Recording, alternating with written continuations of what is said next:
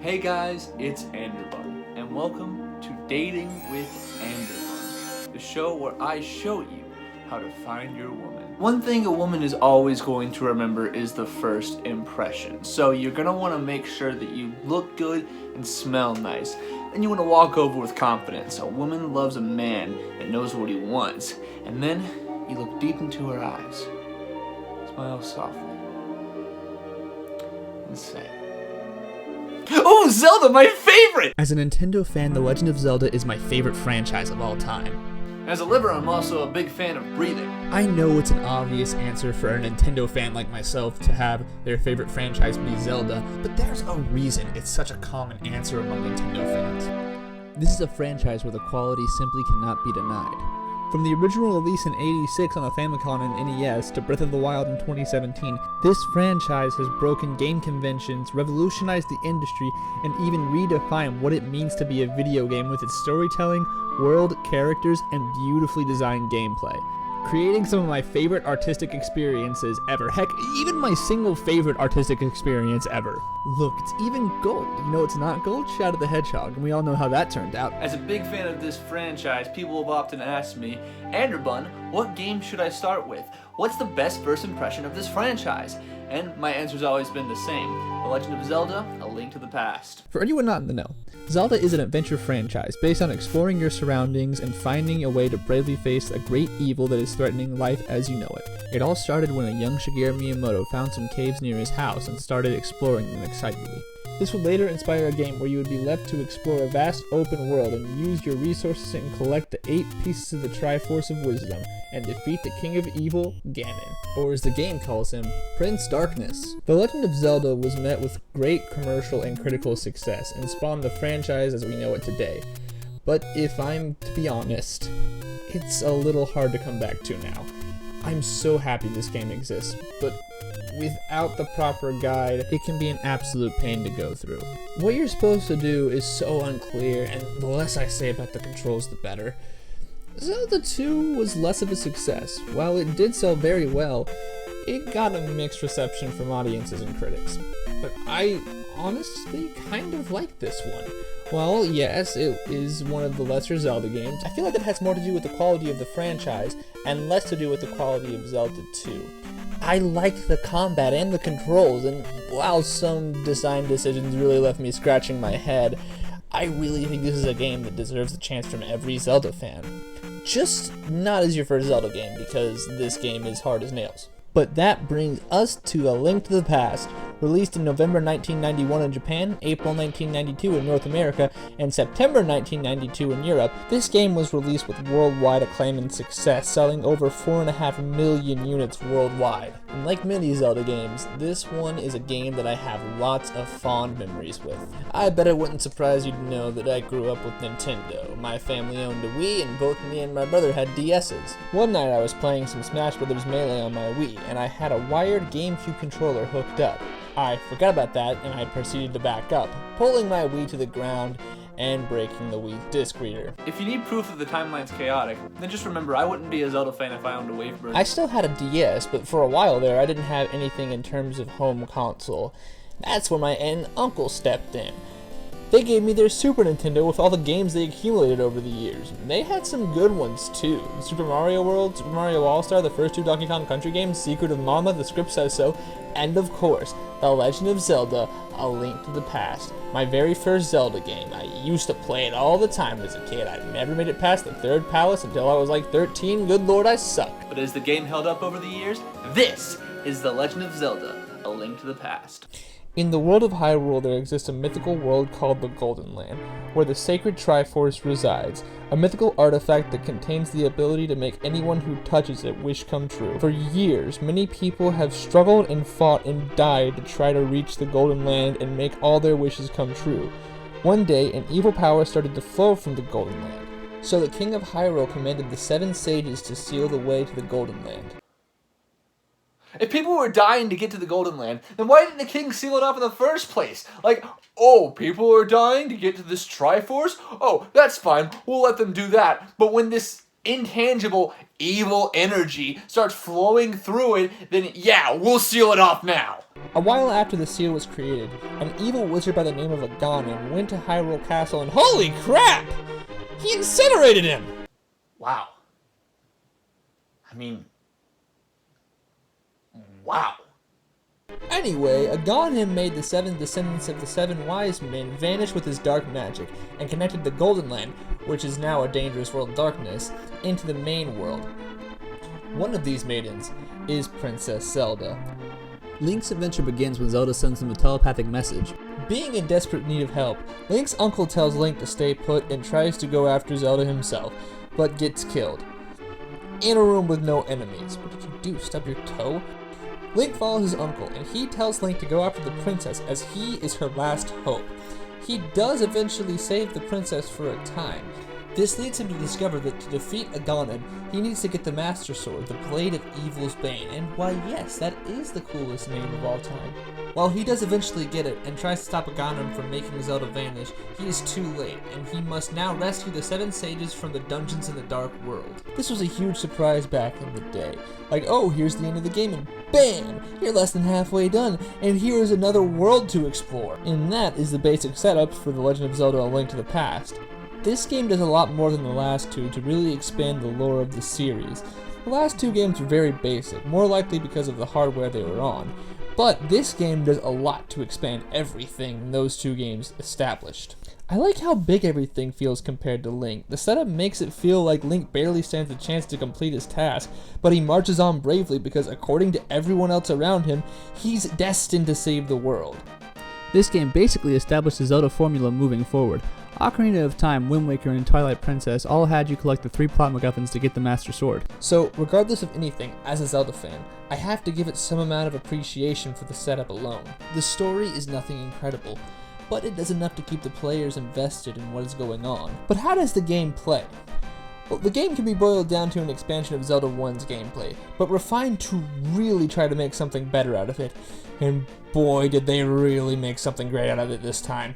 Right off the bat, Link controls much better than he did in Zelda 1 for 2 reasons. Number 1, Link can now move in 8 different directions as opposed to 4 directions he could move in Zelda 1. This means Link can maneuver in combat against enemies so much easier than he did in Zelda 1. In Zelda 1, the enemy placement didn't complement the game's controls very well at all. For example, you can only move in 4 directions, so why in the world is there an enemy that requires you to hit him in the back?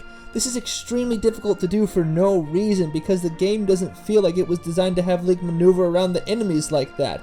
But in A Link to the Past, this is rectified, because everything the game asks you to do, the game is designed to have you do it. Thank the Lord. Another thing that helps the game's difficulty is the amount of options the game gives you for combat through Link's arsenal. I love the abilities Link has in this game, and it really helps the game become more dynamic.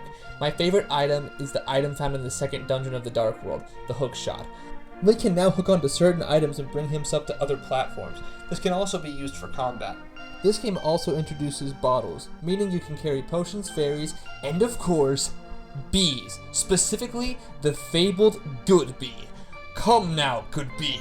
You and I will explore Hyrule together to the end of time! Zelda games are split up into 2 different sections, exploring the overworld to find items and goodies, and exploring the dungeons in the overworld. Exploring the world has always been my favorite part of every Zelda game, helping out townspeople, finding pieces of heart to extend Link's health, as well as items you can find to expand Link's arsenal.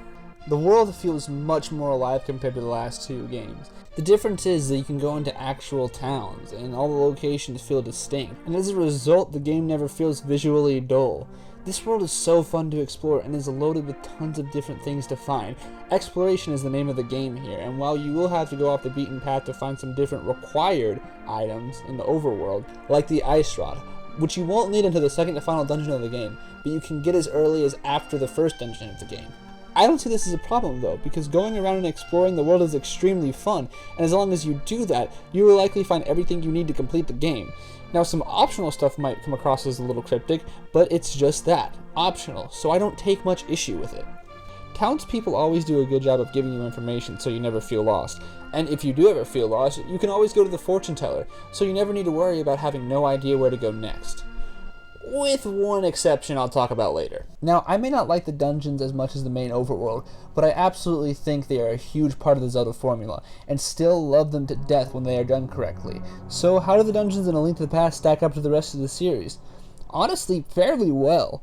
They are very well designed for the most part, and it is extremely satisfying to solve dungeon puzzles that they throw at you.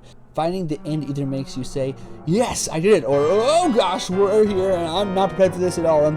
Okay, well, here we go, we'll give this a shot.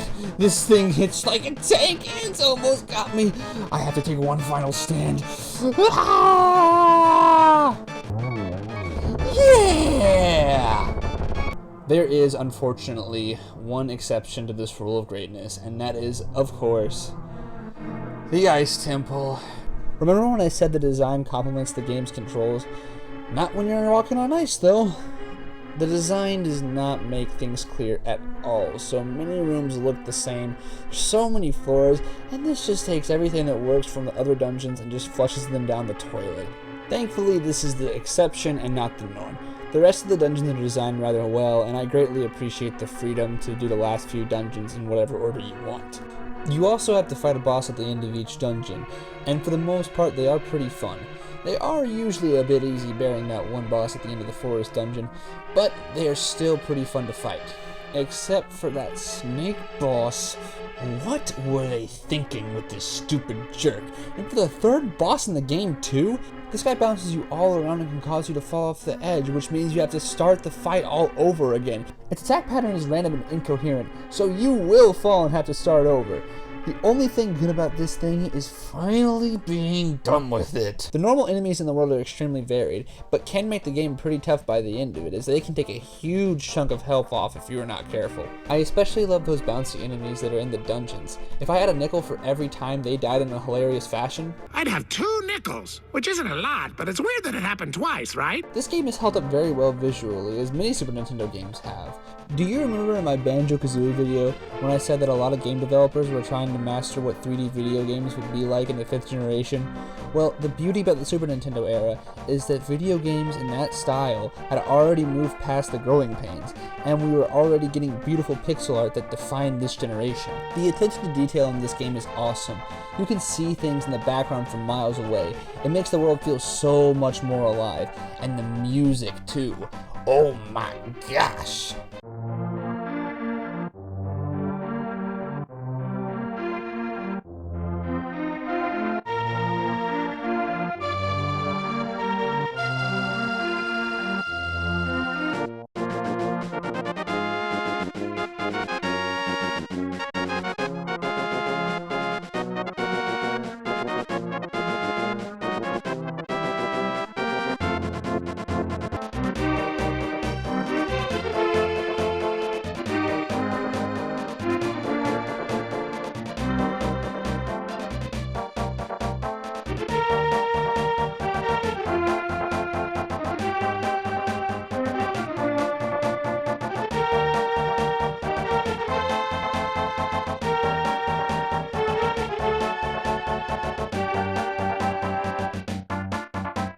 This is one of the most iconic video game soundtracks of all time.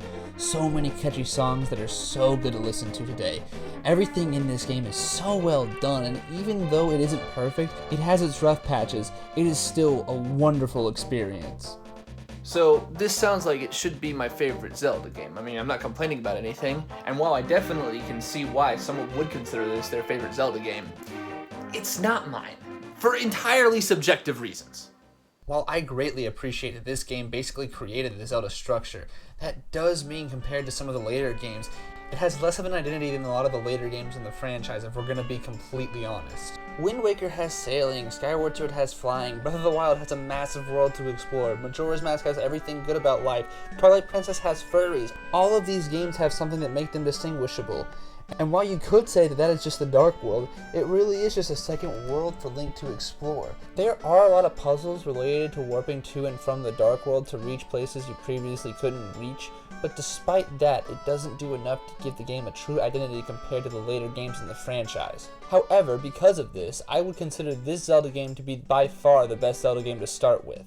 This is an amazing game with so much love and compassion put into it. And at the same time, it does an amazing job at taking what makes Zelda great and compressing it into an accessible experience. If this is your first time playing, it'll only take you about 15 hours to beat this game. Compare that to the other Zelda games. While the 3D Zelda games are amazing, I think across the board, their length can be intimidating to some, and while I don't mind it, I'm having fun the whole time.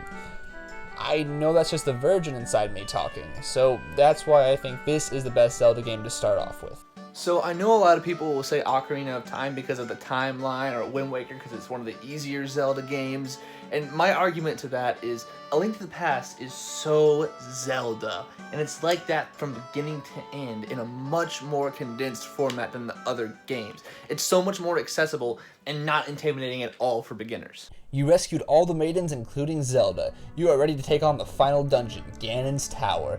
This is easily the hardest dungeon of the game, but it's not too bad.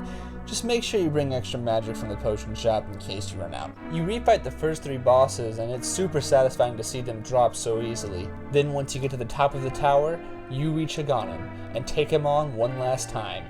He honestly is probably easier than the first time, especially if you went out of your way to get all 20 heart containers, but as soon as you think you've won, a bat comes out of a Ganon. You see it too, right? That's clearly what happens. You follow the bat using the flute.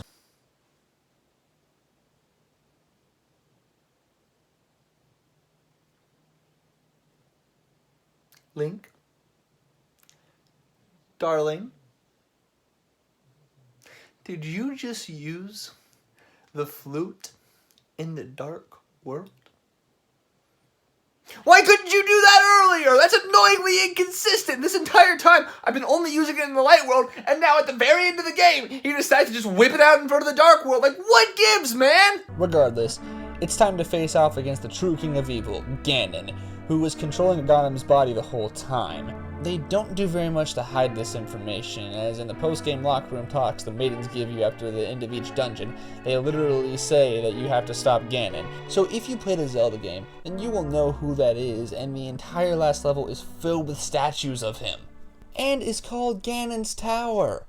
The final boss isn't too bad. I do have a few issues with it. If you fall, you start over just like the stupid worm boss, and no, I will not look up its name, it doesn't deserve it. Also, you need the silver arrow to defeat Ganon, and other than a very subtle hit from the fortune teller, which you have to go out of your way for, nothing in the game tells you about this. This is the only example in the game where the item you needed is too hidden, which is impressive given the nature of the game, but is still worth mentioning. The fight itself? It was okay. Nothing too fancy, but it gets the job done. I just feel like it's not on a bigger scale than the other bosses in the game. Once you pierce Ganon with the silver arrow, he is defeated, and you are able to collect the Triforce and restore peace to Hyrule once again. The game makes a Lord of the Rings reference. Link gets his uncle back, and the Master Sword is put back where it once was, to sleep forever. Sure. So that was Legend of Zelda: A Link to the Past, and do I need to repeat myself? This game takes what works from Zelda 1 and refines it to work beautifully. It's so well designed, so beautiful to look at, and so fun to play, and perfectly condenses what is, in my opinion, the perfect starting Zelda experience. This game is so wonderful.